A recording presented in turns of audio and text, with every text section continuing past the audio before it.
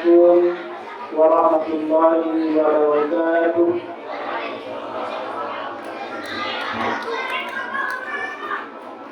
الحمد لله الذي أرسل رسوله بالهدى ودين الحق ليظهره على الدين كله وكفى بالله شهيدا. أشهد أن لا إله إلا الله وأشهد أن محمدا رسول الله. اللهم صل وسلم وبارك على سيدنا محمد وعلى آله وصحبه أجمعين. قال الله تعالى في كتابه الكريم: أعوذ بالله من الشيطان الرجيم. بسم الله الرحمن الرحيم. يا أيها الذين آمنوا كتب عليكم الصيام كما كتب على الذين من قبلكم لعلكم تتقون. صدق الله العظيم. Masyarakat muslimin dan muslimat, jamaah salat isya, tarawih dan zikir yang insyaallah dimuliakan Allah Subhanahu wa taala. Tak bosan-bosannya kita panjatkan syukur kepada Allah Subhanahu wa taala atas nikmat yang telah Allah berikan kepada kita semua. Allah masih memberikan kekuatan keimanan kepada kita untuk menjalankan aktivitas di bulan Ramadan, yaitu sholat berjamaah di masjid, sholat isya dan tarawih. Alhamdulillahirabbil alamin. Selanjutnya salawat dan salam tak lupa kita sampaikan kepada Nabi Muhammad sallallahu alaihi wasallam. Kita semua mengharapkan mudah-mudahan nanti di yaumul akhir kita mendapat syafaat dari Nabi Muhammad sallallahu alaihi wasallam. Sebelumnya kami mohon izin untuk menyampaikan pesan-pesan agama yang dalam istilah lain disebut dengan tabligh, menyampaikan. Balighu walau ayat. Rasulullah, sampaikanlah dariku walaupun hanya satu ayat. Mungkin secara kapasitas ilmuwan masih banyak yang lebih pantas. Tapi sekali lagi mungkin pada Allah takdir Allah yang kesempatan pada Allah kali ini untuk menyampaikan pesan-pesan agama. Baik, Bapak dan Ibu jamaah salat tarawih dan zikir rahimakumullah. Rutinitas atau kegiatan yang perlu diperbanyak salah satunya di bulan Ramadan adalah salat. Bulan Ramadan disebut juga dengan bulan tarbiyah, bulan pendidikan. Jadi mengharapkan di bulan Ramadan ini kita meningkatkan kualitas maupun kuantitas salat kita. Sebagaimana kita ketahui bahwa salat ini amalan yang pokok, amalan utama termasuk di dalam rukun Islam. Bagaimana kita meningkatkan kualitas maupun kuantitas? Dari segi kualitas, mungkin kalau selama ini kita salat sendiri, kita berusaha membiasakan diri di bulan Ramadan dan selanjutnya nanti di sesudah Ramadan kita tetap sholat berjamaah. Itu dari segi kualitas. Apalagi mungkin kita mempelajari lebih dalam lagi bagaimana itu sholat, dari arti bacaan sholat dan dari sebagainya. Dari segi kuantitas atau banyaknya sholat, ya kita sudah jelas menambah. Ya. Selain dari sholat lima waktu, diperbanyak dengan sholat-sholat sunnah yang lain. Baik Bapak Ibu sekalian yang dirahmati Allah, dalam kesempatan ini selain kita memperbaiki sholat kita berusaha menjaga amal perbuatan kita yang dikhawatirkan nanti akan menghapus pahala sholat kita. Bahkan sholat kita tidak diterima oleh Allah Subhanahu wa taala. Ada 10 golongan orang yang sholatnya tidak diterima oleh Allah Subhanahu wa taala. Ini saya ambil dari kitab karangan Muhammad atau Syekh Nawawi Al-Barkani, seorang ulama dari Banten yang dia meninggal ilmu, banyak menimba ilmu dan meninggal di Mekah. Kitabnya berjudul Nasihatul Ibad atau Nasihat untuk Hamba. Baik Bapak Ibu jemaah salat tarawih dan witir rahimakumullah. Yang pertama, mudah-mudahan nanti kita tidak termasuk dari 10 golongan ini. Seandainya kita termasuk dari 10 golongan ini, kita segera bertaubat kepada Allah Subhanahu wa taala. Baik, mohon Ibu-ibu masih nyimak. Insyaallah ya. Karena aku kalau kejangan kebanyakan minum kolak atau cendol ya. Dan bapak-bapak juga sebagai pengingat bagi kita. Yang pertama adalah orang yang sholat sendirian tidak membaca surat Al-Fatihah. Ya. Sholat sendirian. Ya. Mungkin kalau bapak-bapak di menurut Imam Abu Hanifah, itu kan imam juga ya, kebetulan namanya sama Mas Abu Hanifah. Menurut Imam Abu Hanifah, ya, Imam Ahmad bin Hanbal, ya, bahwa tidak membaca atau cukup mendengarkan bacaan imam itu sudah cukup. Kalau sholat itu ya jangan ada bersuara, tidak membaca Al-Fatihah tidak apa-apa. Tapi menurut mazhab Syafi'i, kebetulan kita banyak menggunakan mazhab Syafi'i, kita masih tetap membaca Al-Fatihah. Ketika imam sudah menyelesaikan Al-Fatihah, kita baca Al-Fatihah. Ya, karena kenapa? Di masa yang pertama yang mengatakan tidak apa-apa cukup dengan bacaan imam saja, karena ayat Al-Quran menjelaskan, ya. Lalu dia mengenai Al-Quran, fastami'u lahu wa ansitu la'allakum turhamun. Apabila dibacakan ayat Al-Quran, maka dengarkan dan diam, mudah-mudahan kamu mendapat rahmat Allah. Baik, Bapak Ibu jemaah sholat tarawih dan witir rahimakumullah, itu yang pertama. Jadi jangan sampai kalau ruku harus diulang dulu, karena Al-Fatihah ini termasuk ruku.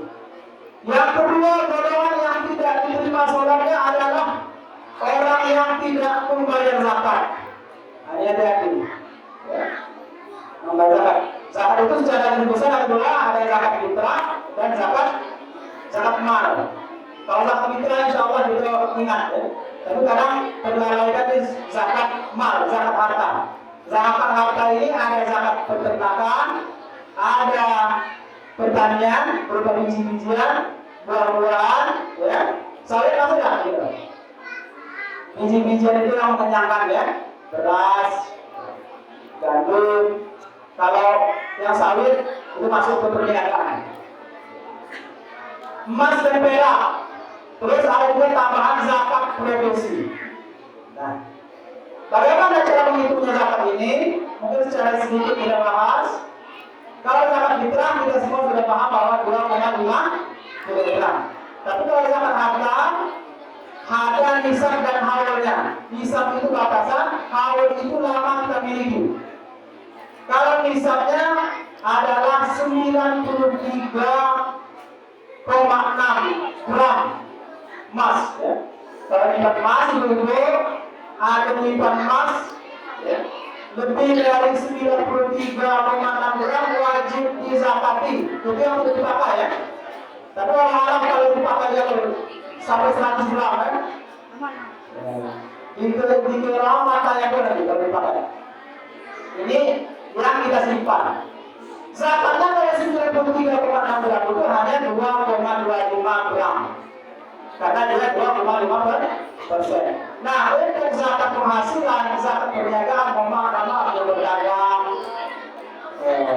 atau yang lainnya hitungannya sama. Kalau setahun sudah mencapai 75 juta, itu dipotong utang ya. Kredit ini itu 75 maka dia wajib zakat 2,5%. Selanjutnya untuk zakat ternak, zakat profesi dan sebagainya, insya Allah kita bahas insya Allah atau ustaz-ustaz yang lain.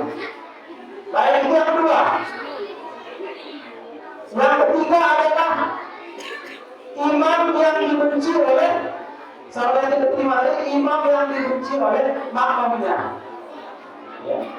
Ini kriteria imam itu disangkakan oleh ustaz itu yang pertama adalah yang paling paham Al-Quran, yang paling mengerti mungkin Al-Quran. Ya. Kemudian kalau sama dihitung siapa yang banyak hafalannya.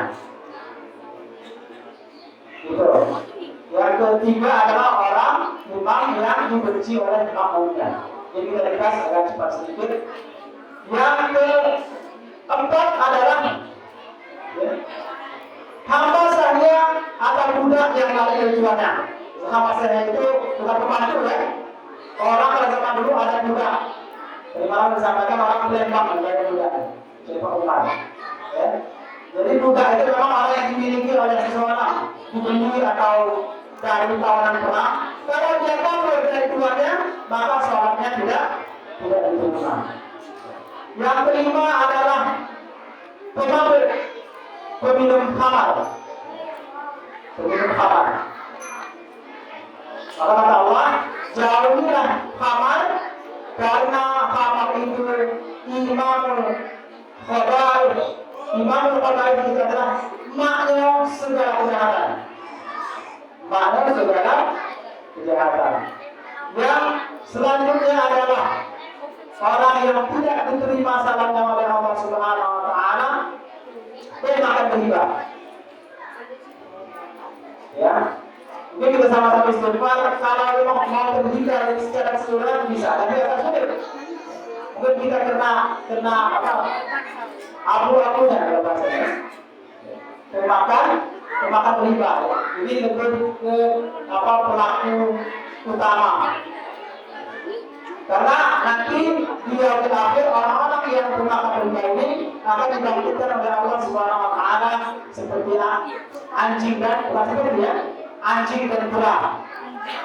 Karena banyak orang yang memakan riba itu dia membuat tipu muslihat seolah-olah dia tidak riba. Namanya kilah atau tipu muslihat. Sama seperti orang-orang yang dulu dia berkira tidak boleh cari ikan hari Sabtu, Ahlu Sabti namanya. Tidak boleh cari ikan hari Sabtu. Karena ikan yang banyak hari Sabtu, dia akali. Dia tangkap hari Sabtu, kemudian ditaruh di suatu tempat, hari Minggu baru berangkat. Maka pada saat dilakukan oleh Allah Subhanahu wa taala menjadi terhadap tadi. Selanjutnya adalah wanita yang membuat jengkel suaminya. Nah, ini dulu wanita yang membuat jengkel suaminya.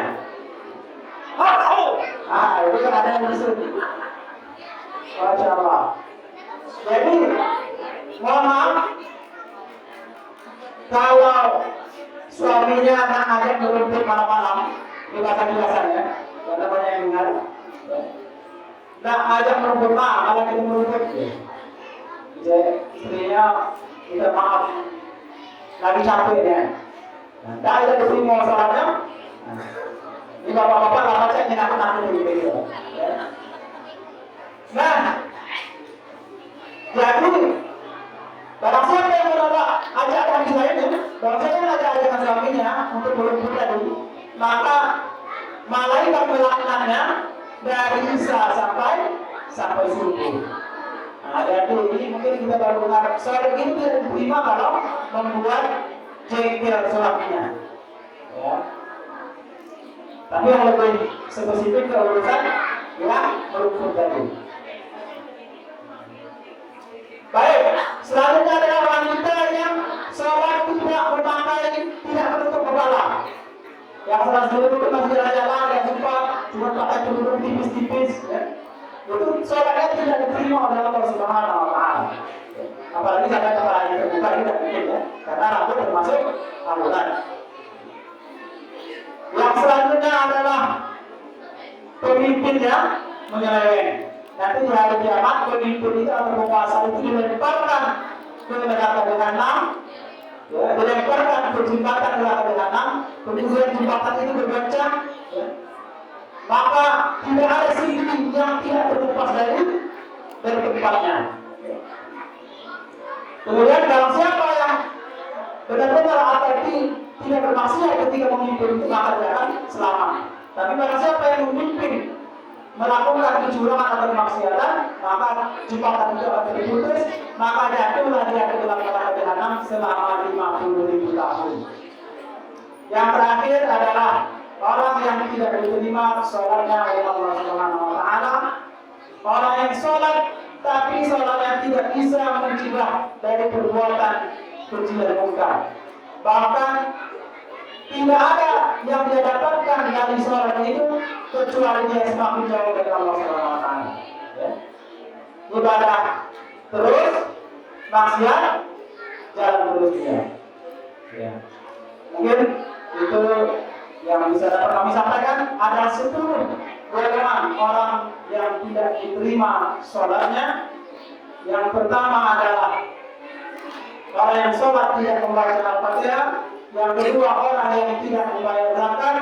Yang ketiga imam yang dibenci oleh makmumnya.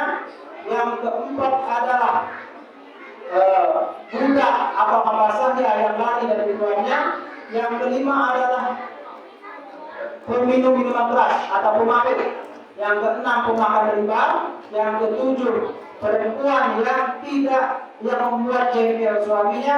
Yang kedelapan perempuan yang sholat tidak memakai mukena atau kerudung. Yang 9 pemimpin yang menyeleweng. Yang terakhir adalah orang yang sholat tapi dia tidak mendapatkan apa-apa kecuali dia semakin jauh dari Allah Subhanahu Wa Taala. Mungkin itu yang bisa dapat kami sampaikan. Semoga ada manfaatnya. Semua kesalahan datangnya dari saya dan kebenaran dari Allah Subhanahu Wa Taala. Billahi taufiq wal hidayah. Wassalamualaikum warahmatullahi wabarakatuh.